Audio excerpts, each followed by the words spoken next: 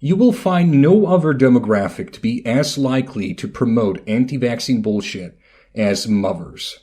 And especially mothers who have their first kid. I don't know what the hell it is, but for some reason these women develop the golden uterus syndrome, which I guess you can describe as the idea that just because you have the ability to create a life, you somehow know just instinctively what's best for that life. Which is kind of like if JR said that simply because he has the ability to poop, that somehow makes him an expert at running a sewage system. Speaking of shit, do you have anything to add, JR? Our mother, bearer of the womb, hallowed be thy name, thy vagina come, protect us from vaccines and the deceit of doctors, and deliver us from public education. For thine is the kingdom of infallible knowledge. Amen. Honey, I appreciate the thought, but I'm feeling a little uncomfortable.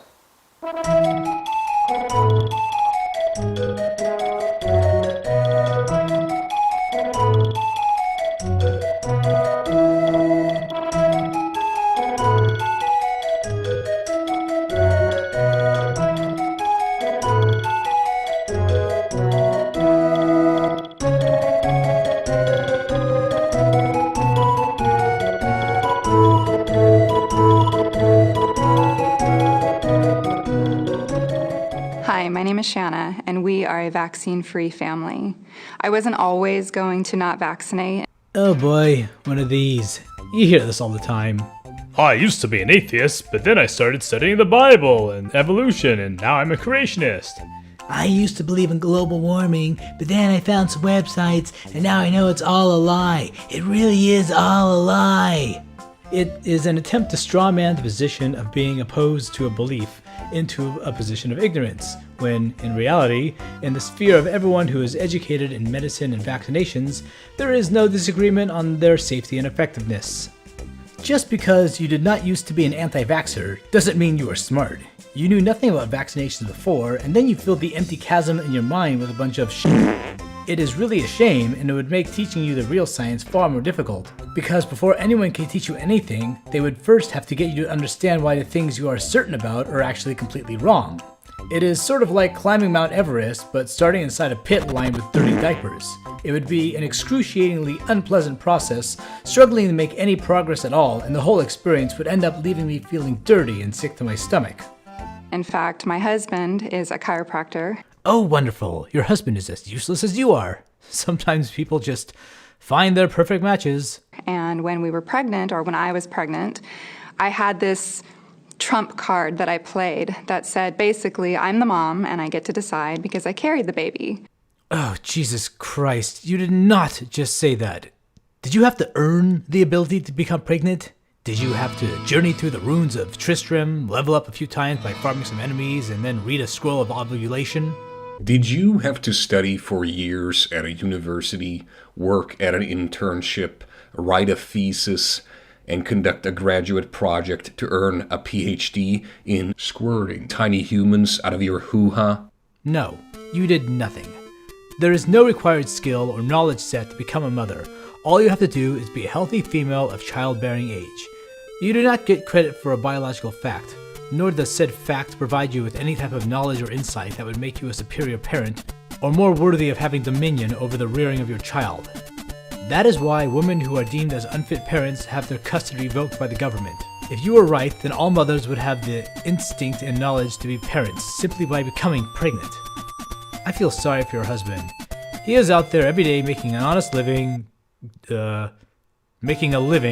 so you can stay home and make crappy YouTube videos, and you have devalued him as a parent simply because of the function of sexual reproduction. Wow, we've gone through a full page of script. How far into the video are we? God damn it.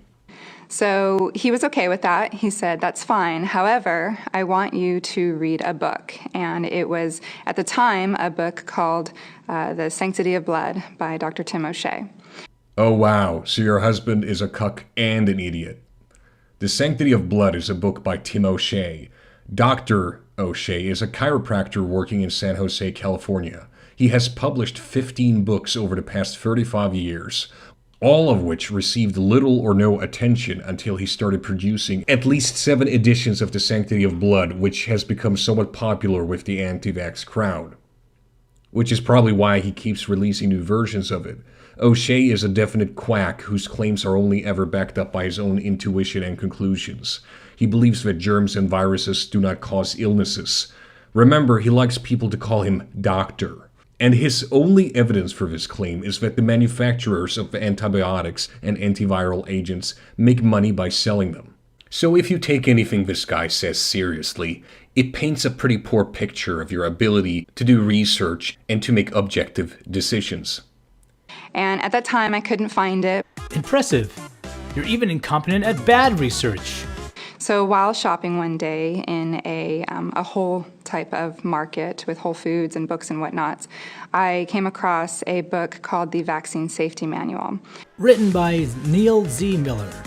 Like O'Shea, he is associated closely with the now-defunct anti-vaccine group known as WAVE. He is also the director of another anti-vaccine group called Think Twice Global Vaccine Institute. Miller's only credential is a Bachelor's of Science in Psychology. He is known to still cite the disgraced and discredited MMR vaccine and autism study by former Dr. Andrew Wakefield, and believes the tetanus vaccine is not required because the tetanus antitoxin exists. Despite the fact that there are risks and side effects to the antitoxin, and the chances of serious side effects to the vaccine are practically non-existent. Alright, so let's talk about tetanus. Tetanus is, in worst case scenario, a very deadly infectious disease, which is caused by the bacteria Clostridium tetani. The bacteria is found all over the world in soil, filth, manure, and feces. Usually infection happens through wounds, which are caused by puncturing or cutting. Once the bacteria is inside the body, it produces the AB toxin, tetanus toxin, which affects the nerves and causes very severe and painful muscle cramps. The illness is actually not contagious between people, however, which makes this kind of rare. It's actually when the bacteria dies in your body that this tetanus toxin is released. The reason you get these cramps is because of the nerve endings acetylcholine is not broken down normally, but is remaining. And this in turn constantly agitates the muscle, causing it to have a remaining contraction throughout your skeletal muscles. This happens when the toxin is transported through your nerves to your spine, and it blocks the release of the neurotransmitter in the spine's inhibitory interneuron. The time for incubation is somewhere between 3 to 21 days. According to the CDC, your child should get the tetanus shot when it's 2 months, 4 months, 6 months, 15 to 18 months, 4 to 6 years, and 11 to 12 years. The tetanus shot doesn't usually just protect against tetanus. It can also protect against diphtheria and whooping cough. There are generally 2 vaccines that help protect children against tetanus, DTaP and Tdap. Now, unlike what some people think, the side effects of the tetanus shots are not as severe as you might believe. The overwhelming majority of children who take the tetanus shot do not get any side effects from either DTaP or Tdap. In some cases, you see very mild symptoms such as reddening, swelling, or pain where the shot was given, or fever, sometimes mild vomiting. DTaP can, in very, very, very, very, very rare cases, give a fever over 105 degrees, as well as some seizures. If you're a preteen or a teen, you might even faint after getting a Tdap or any other shot. But again, these are really rare side effects. And the fainting can easily be prevented by having adolescents seated or lying down during the vaccination and remain in that position for 15 minutes after the vaccine is given. But when it comes to the more severe side effects that I just mentioned, when it comes to these 2 vaccines regarding tetanus shots, how rare are they? Well, about 1 in a million. And I'm a researcher, and I may not be a researcher by career, but I'm a researcher in life. You are an armchair scientist who got a degree at the University of the Fields. Next! And so when I found this book, what I liked about it was that it was unbiased. And I didn't want somebody on a pro side to tell me why I needed to do it. And I didn't want somebody on an anti side tell me why I shouldn't do it. I just wanted to know what it was about. Oh my god. 3 things wrong here. First off, you cannot be a centrist with vaccines. You either accept the evidence that vaccines save lives or you do not. You either fall for the rumor that vaccines cause autism or you have a brain. Second, supporting the use of vaccinations does not make one biased. The way you describe it, the only way to be unbiased would be to stay on the fence. But you could not stay on the fence unless you are ignorant of vaccines and the controversy surrounding them, which would make anything you say on the topic useless for either side. Holding a position does not necessarily make one biased. You do not know what non-biased means, and you probably do not know what centrism means. Finally, Neil Z. Miller is not biased. He cites Andrew Wakefield and is affiliated with 2 anti-vaccination groups. He couldn't be more biased. And then at the end of each section was the situations that happen to people that have taken these vaccines. So whether it's an injury or just a damage, I'll say, it was listed at the end of each chapter. And I was shocked. I was shocked that very basic immunity-building things that I've been told were causing harm. I have not read this particular book or seen Miller's particular examples, but I have seen many others, and they are all very similar. Both Miller and O'Shea have attributed everything including food allergies, asthma, bedwetting, fibromyalgia, and of course autism to vaccinations. Over the last 2 to 3 or 4 generations, many health issues and learning disorders have become properly understood and documented, instead of being dismissed or subjected to the whims of superstition and rumor. Not only that, but information about them is much more readily available. In a century, we went from being almost completely isolated from the happenings of distant strangers to being bombarded by them. So now we have a population of people with unprecedented access to information on topics they cannot understand.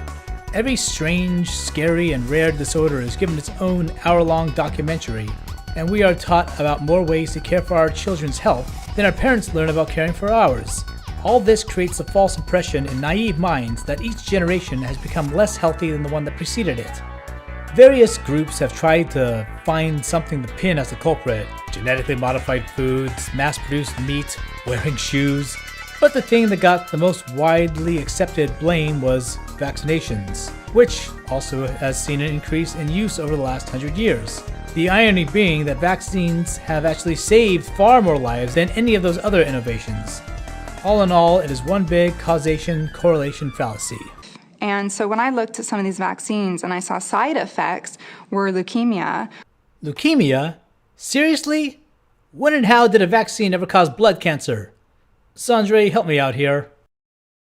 Okay, so let's take a look at this paper, Risk of Childhood Leukemia Associated with Vaccination, Infection, and Medication Use in Childhood, the Cross-Canada Childhood Leukemia Study.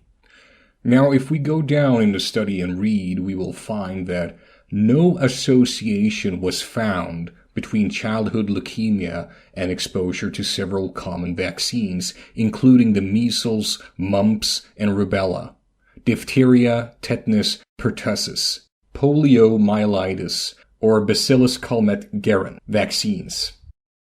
Several illnesses and common infections in childhood, including measles, mumps, rubella, chickenpox, and ear infections, were not associated with leukemia in the overall study group, or among cases diagnosed with all. No relation between illness in childhood and childhood leukemia was found when data were examined according to age at diagnosis or timing of exposure. Or when I was learning about the disease in itself, and I learned that that's one of the number one killers, I should say, for children under the age of 8. I thought there's a correlation to this. What the hell does that even mean? How can you have multiple number ones of something? That is not how lists work.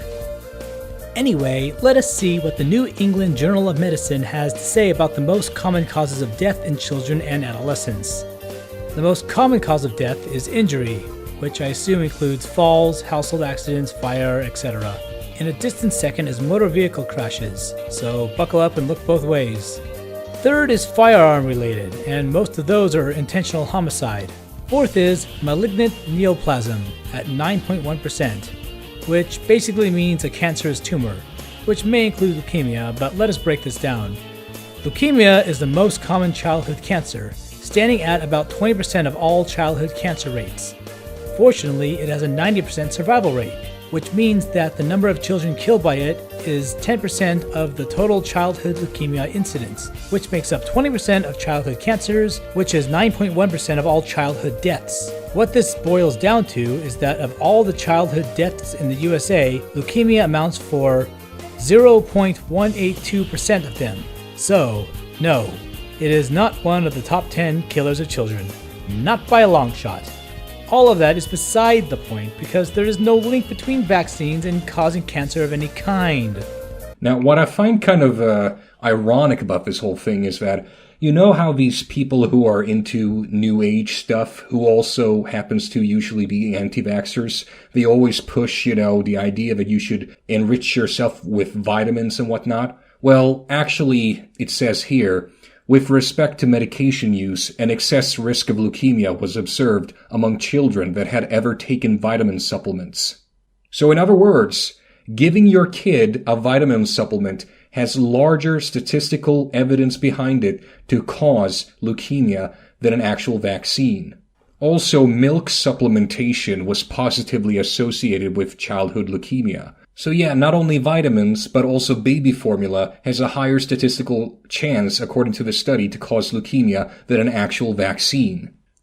The idea that vaccinations alone will give you a much higher prevalence of cancer is pretty idiotic. In fact, since vaccines protect against viruses and some bacteria that we know in some cases can cause mutations that give cancer, on average, vaccinations, if we go just by the statistics of it, should prevent cancer.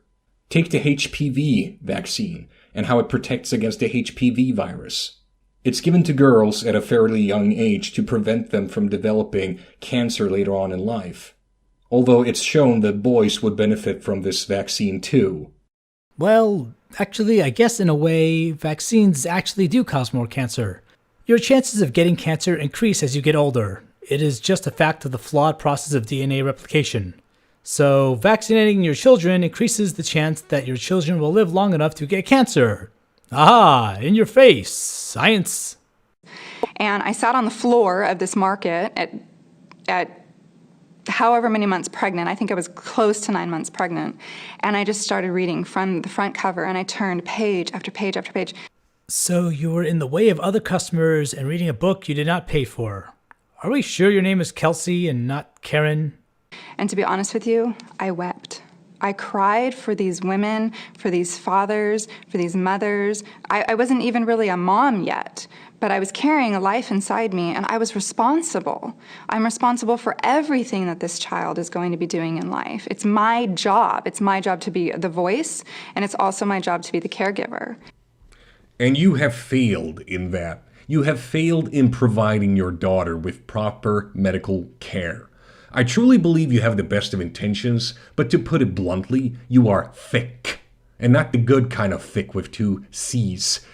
The bad kind of thick with a CK. Because your ass is f***ing stupid. You are fooled by unsubstantiated claims and have not done any proper research. The sad thing is, there are people who watch this woman and believe everything she says. Let me take a moment to check out the comments. There's not much here. Oh boy, we have another anti-vaccination mother. Peter D says, I wish I read and knew what you did before I vaxxed my daughter. She is vaccine damaged. I am not anti-vax. I hate that term. I am pro-choice. Oh God, she's conflating choosing not vaccinating with abortion now? Do I have to spell this out for you? We're due till... Hello? Hello? Anybody home? Oh. Choosing whether or not to have a child is not the same as choosing whether or not to provide said child with suitable medical care. Did Kelsey respond? Yes, she did. There is a lot more to this, as this is something at the physical level, but we actually have 5 bodies we are operating with our real awareness. What? What? You can actually learn to communicate with your daughter through your dreams at night? What the? Oh my crap, this woman is insane. She is actually insane. Okay. What did Pete the D say back? She is autistic, not nonverbal. She speaks well and we communicate in person. Yeah, why did Kelsey assumed this woman's daughter was nonverbal. This young girl is some sort of high-functioning autistic, probably Asperger's syndrome. She'll probably make a really good scientist, engineer, accountant, or something like that, and some guy will find her cute, quirky, and marry her. It is not the end of the world, and it is not because of vaccines. And that was my first step into, I may not vaccinate, but I'm certainly not going to jump into the hospital and vaccinate. I do agree that it is wise to educate yourself on things that your doctor tells you. By all means, research treatments and medications. If you have a bad or otherwise unsatisfactory experience with a doctor, find a new doctor and get a second opinion. You, however, have been duped by people without any medical education and have not checked any of their claims. You just read some books and assumed everything they said was true. You fail to understand the impact vaccines have had, you do not grasp the reality of what would happen to our population if they were eliminated, and you grossly misinterpret the risks associated with vaccines and have not correctly contrasted them with the risks of not vaccinating. What you have done is the same thing conspiracy theorists have always done. You found a fringe belief system that scared you with horror stories about mainstream policies, and then, like all conspiracy theorists, you now automatically distrust anything mainstream. Any attempt at correcting your misunderstanding is dismissed because you believe anyone not sharing your beliefs is simply ignorant. Or if it comes from someone educated in this topic, what they say becomes woven into this conspiracy you have created in your mind. This conspiracy is like a warm blanket you wrapped yourself in. It keeps you comfortable and protected from the cold, hard reality. You think that you have got it all figured out, and that those of us who follow medical advice are the sheep who blindly do what the establishment tells us without doing any research. But the truth is, you have it ass backwards. You are too readily willing to believe claims that go against the widely accepted science. Any claims, as long as they disagree with established science, become instantly credible in your mind. You are the sheep.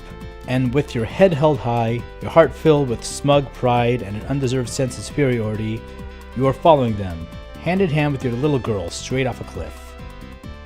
There are few things that frustrate me more than people who needlessly endanger the lives of children while simultaneously believing that their bucking of conventionalism is actually improving their lives. Well, we are well past the 20-minute mark. What do you say, Sandre? Two-parter? Two-parter.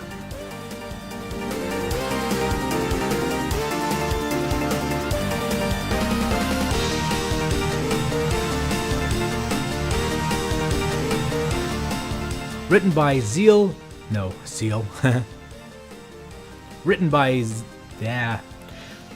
Zeal. Zeal, again, I did it. Really, Zeal. Ready? I'm ready.